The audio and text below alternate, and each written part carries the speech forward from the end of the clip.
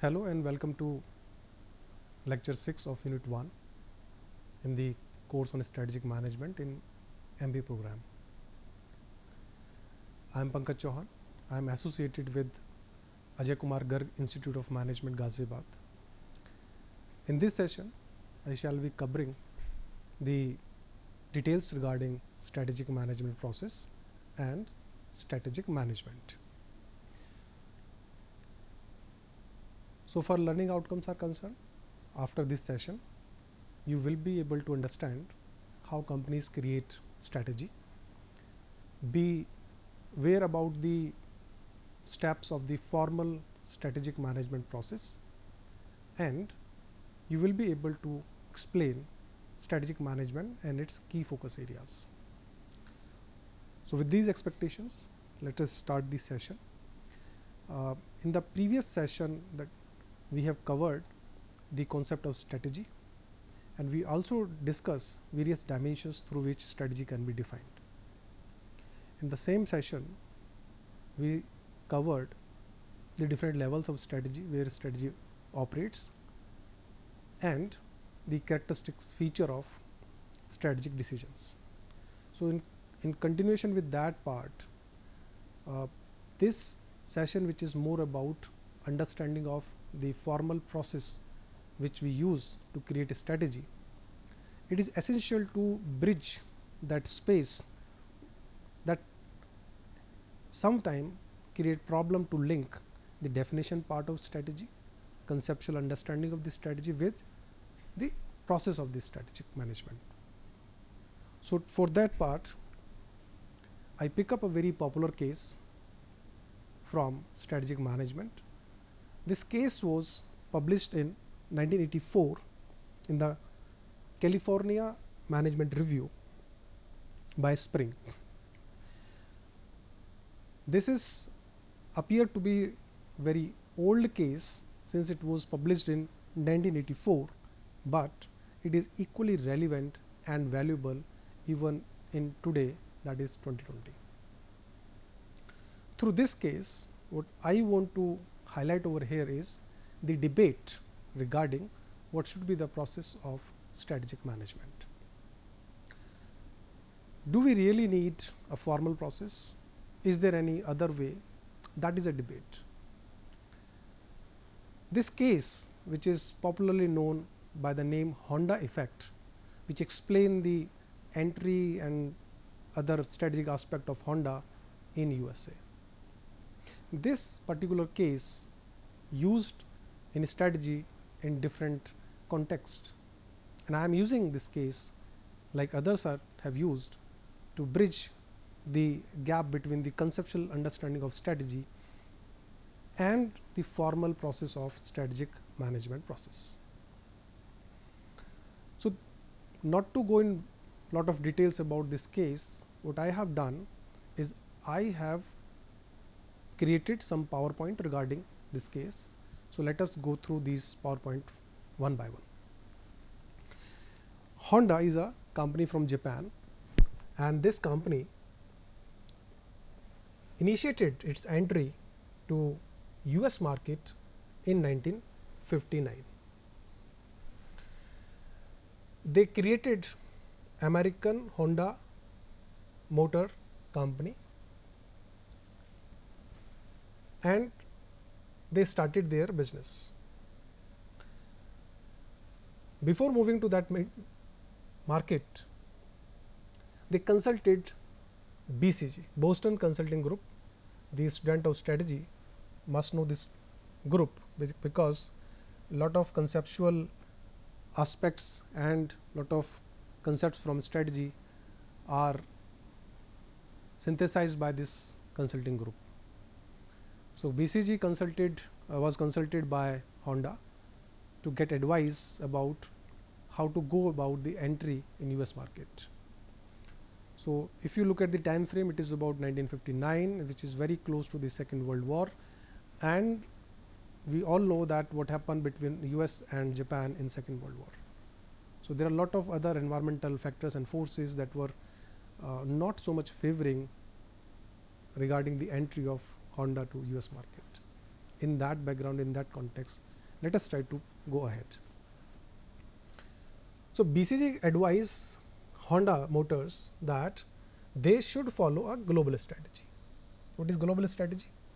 Global strategy is taking a single product which you are selling successfully in your home country to rest of the world. So what they suggested to Honda was that find out which product you are selling successfully in your market and take that product to USA, not only to USA but to other part of the world as well. So Honda did a exploration and found that for a long they are successfully selling these two bikes, 250cc bikes and 350cc bikes. So what they decided to enter in US market with these two categories of bikes, and they created the entire setup in USA. They entered the market and tried to create the distribution network for these two kind of bikes. Initially the sales was picking up, but gradually there were a lot of complaints regarding the product quality and the performance.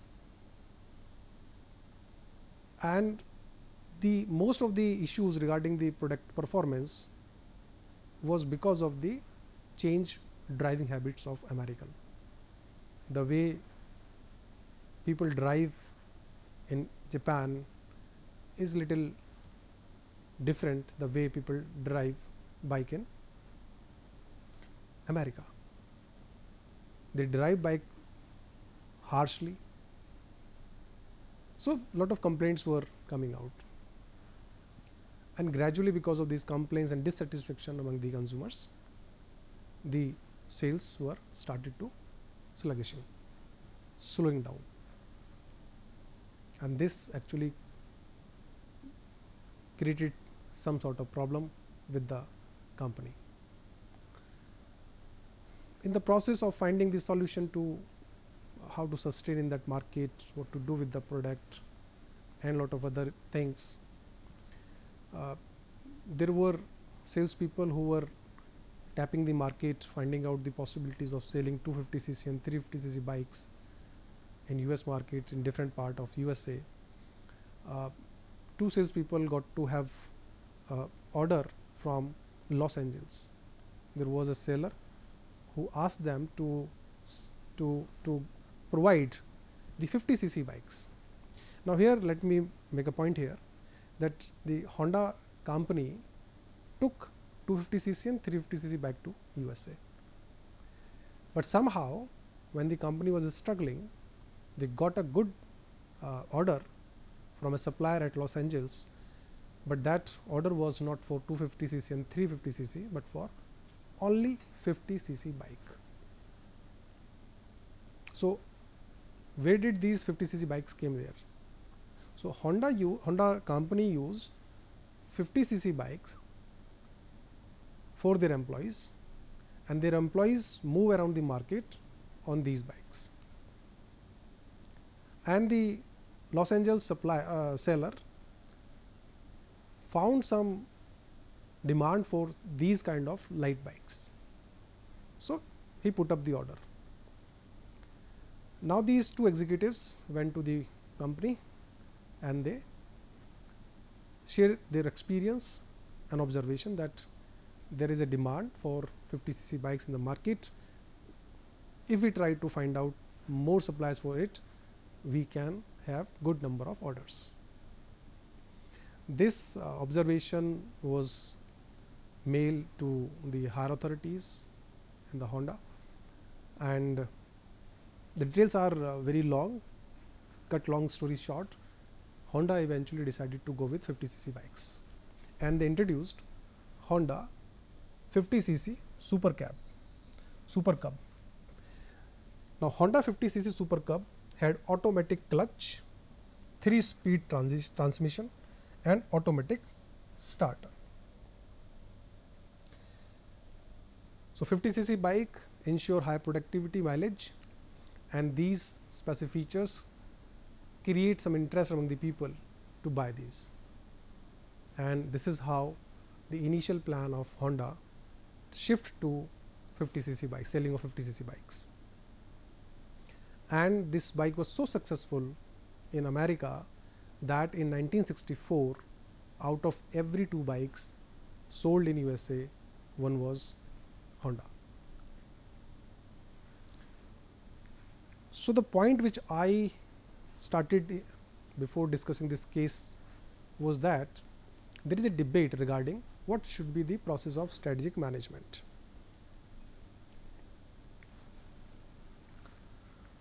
So try to understand what this company has done. They started with a strategy, and that strategy was to enter US market. So basically this is the corporate level strategy.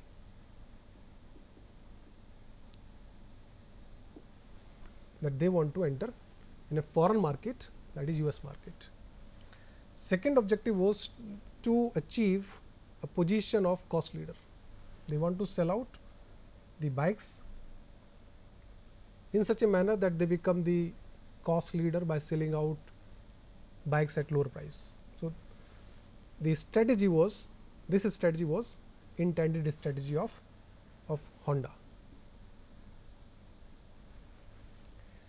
But gradually they found that the product which they brought to market was 250cc and 350cc bikes. So they have to drop these.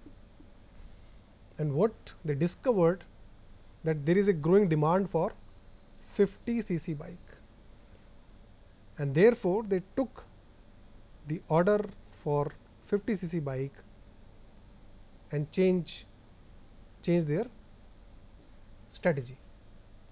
So now what is the realized strategy for Honda? The realized strategy was not through the planned, because what was the planning? Planning was to sell out these 2 bikes. But their realized strategy was by responding to the real time situation, and real time situation suggested that there is a huge demand for 50cc bikes, why not to sell these? So there are 2 broad approaches about the strategy formulation. One, design and deliberate. Second, emergent and realized. So in this case, what we have seen is this intended strategy was a result of designed and deliberate, whereas the realized strategy is because of the emergent and realized. So the point which we can make out here is that as such, what we design and what we deliberately doing cannot be the situation in the market. It may vary. We design a strategy based on our assumptions, which may go wrong. We design the strategies. We design our actions about certain assumptions which may not found true, and therefore we have to react in the market. And when we react in the market, we deal with the real time situations. Look at these 2 quotes. I deliberately mentioning these 2 quotes from 2 authorities of strategic management. One is Michael Porter, another is Henry Minchberg.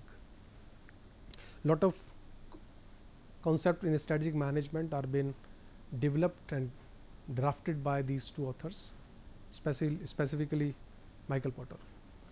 So Michael Porter says that essence of strategy is choosing what not to do. Deciding what not to do is the essence of strategy. What you will do, you know better. What not to do is a strategy. And when he mentioned this, he basically emphasized over the importance of environmental analysis, because environmental analysis help us to know our strength, weaknesses, opportunity and threats. He is with the opinion that the outcomes of SWOT should be supplemented with the previous experience and learning that will help us to find out what not to do. And when we decide what to do, this decision must be very much systematic, formally planned. There should be some rationale behind the selection and choices regarding what to do and what not to do. And it has to be a kind of approach which you can logically explain. And this is nothing but the design approach of strategy.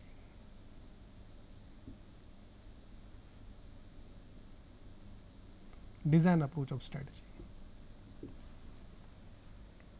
Against it, or I would say alternatively, Henry Minchberg stated that in his one of the very popular quote, a strategy is not the consequence.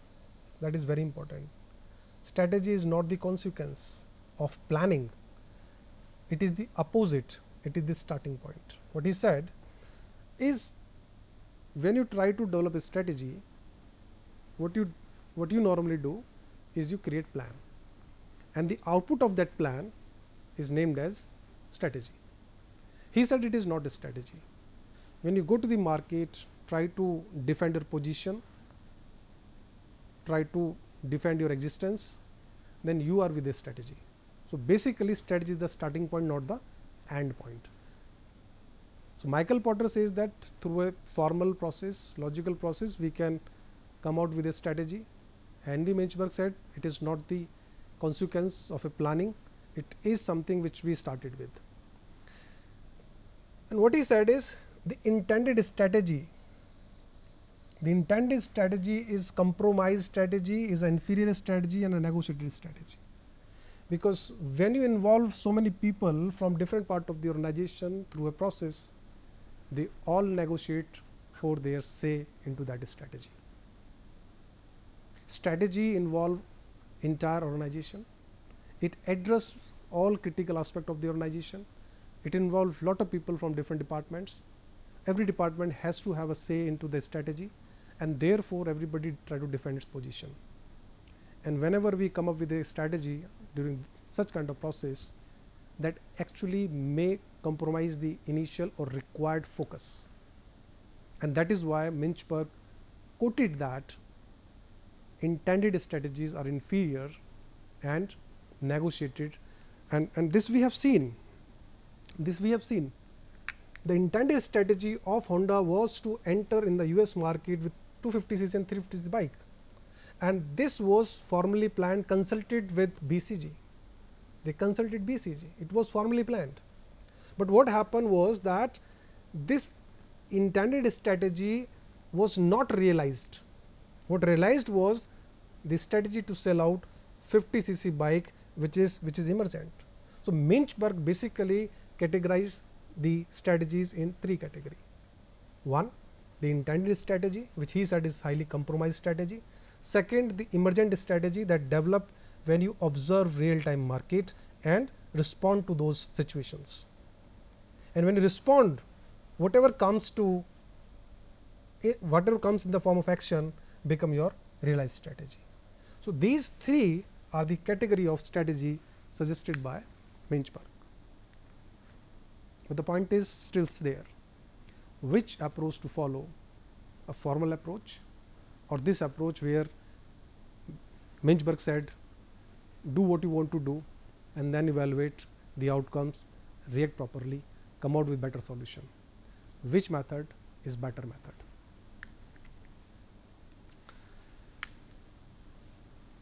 As such, going with the practical aspect, we use a combination of both. But from the academic point of view, when we try to teach, when we try to train people how to develop strategy, we have to follow a framework, and wherein the formal approach of Michael Porter came into play. So the approach suggested by Michael Porter is very much helpful in popularizing the subject called strategic management, because of this systematic logical process people started to understand, okay, this is how strategy developed. What are the steps? Earlier to that, it was random.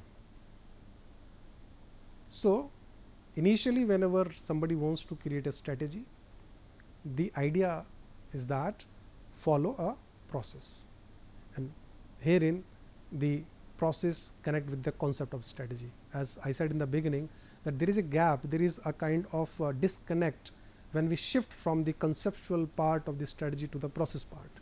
We found that how comes suddenly this process appear?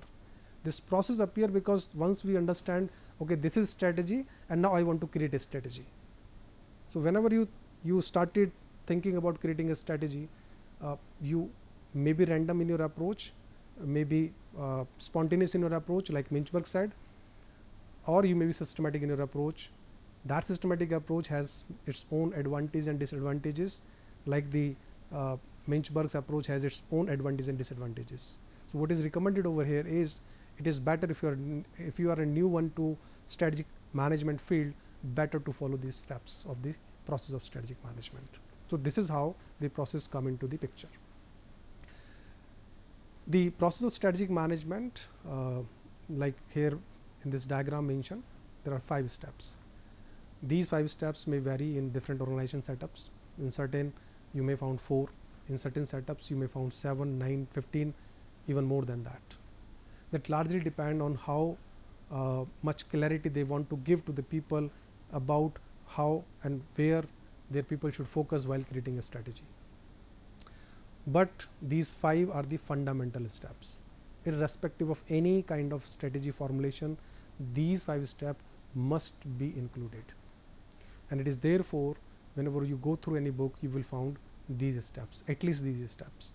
So strategy formulation process started with the strategic intent. Intent means your intention, what you want to achieve, your long-term goal. And then in second step, it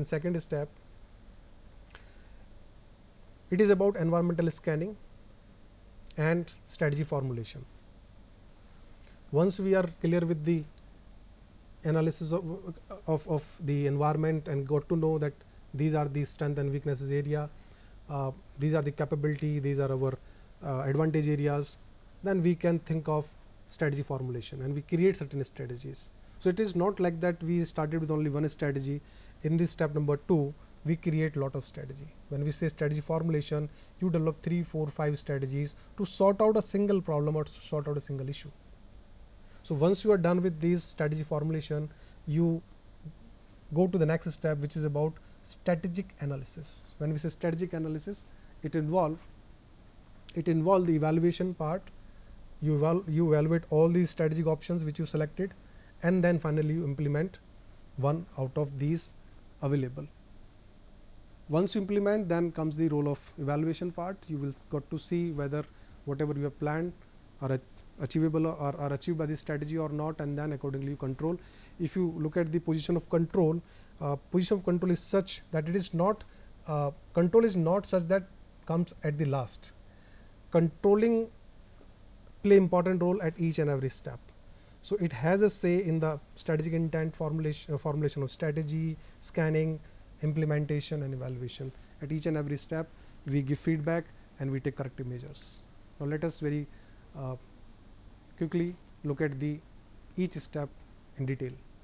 Strategic intent, as I said, clear your intention regarding the strategy, why you are formulating, and strategy because they are planned for a long time, longer duration or longer period of time. It has to be there that for every strategy has a alignment with the vision and mission. In the second step, which is about environmental scanning and strategy formulation, we conduct environmental scanning to reveal SWOT. We found out resource and capability gap. We formulate corporate, business and functional strategies. I mentioned in the last session that these different level of strategy actually define the strategic hierarchy that a company follow. For the scanning purpose, we use certain tools like PISTL. We conduct PISTL. PISTL is nothing but listing down the different sub factors under these 6 main factors: political, economic, social, technological, ecological and legal factors. Then we use IFE, EFE matrix to find out where we can utilize which internal factor, which external factor to be utilized. VCA, that is stand for value chain analysis, that will help us to understand what can be outsourced. And for the strategy formulation, we have to evaluate our situation. What are the things which we can do for our organization, so we can evaluate the various business units or the portfolio of business units by using BCG matrix, G9 cell matrix. We can find out certain chances where we can move out what route will suit us through the ANSOS matrix. Now very quickly we move to the next step, which is about strategic analysis and strategy implementation. Strategic analysis is done by using a very specific tool called QSPM, that is quantitative strategic planning matrix. While implementing, there are 2 things which one must focus on. One is this structural implementation, another is the another deals with the psychological part of the or behavioral part of the implementation. So when we talk about implementation, there is a tool which is designed by McKinsey called 7S framework. It has to be taken care for effective implementation of strategy. Evaluation and strategy control, evaluation is more about comparing objectives and what strategy can done for us. Examination of strategy can lead us to get some spaces where we can take corrective measures, and when we take these corrective measures, that become the part of strategic control. Now the last topic of this session is strategic management. Strategic management is the set of management decisions of forming and implementing strategy that determines the long-term performance of a company. And moreover, if we look at strategic management, most of the tasks broadly covered by the strategic management process. So in a sense, we can define a strategic management as the management of all these steps properly, which we took in the strategic management process, that is environmental scanning, strategy formulation, implementation and control. According to ANSOS, Igor Ansoff is the father of strategic management. According to Igor Ansoff, the main focus area of strategic management is regarding the management of position within the industry, management of the real-time strategic problems and management of resistance against strategic decisions. These are the focus areas. If you look at the competitive advantage is common in all these. So as a person who is managing this strategy, we should look for what are the sources that can give us advantage. Can we do something? Can we create something out of this advantage? And if something we can create, can we sustain it? So if we are managing these 3, then if we are managing these 3 aspects, then we are managing strategy, and we can say that strategic management is more about managing the sources of competitive advantage, creation out of the advantage and sustainability. With this, we come to the end of the session, but before ending the session, let me briefly summarize this one. So we have seen that after getting the first-hand understanding of what is strategy, we move to the different steps of strategic management process, and in the last part of the session, we covered what comes under strategic management. It is not just the process, but there are a lot of other activities such as due diligence regarding the various strategic activities. For example, if a company going for a merger, so it has to conduct that proper due diligence, that also come the part of strategic management. Other than to this one or the process, corporate planning is also a part of strategic management. So it is again not directly involved with the process, but a separate part. It is also a part of strategic management. So here the point which we should clear, that strategic management by and large cover under the process of strategic management, but it has so many other activities to do also. So with this, thank you very much.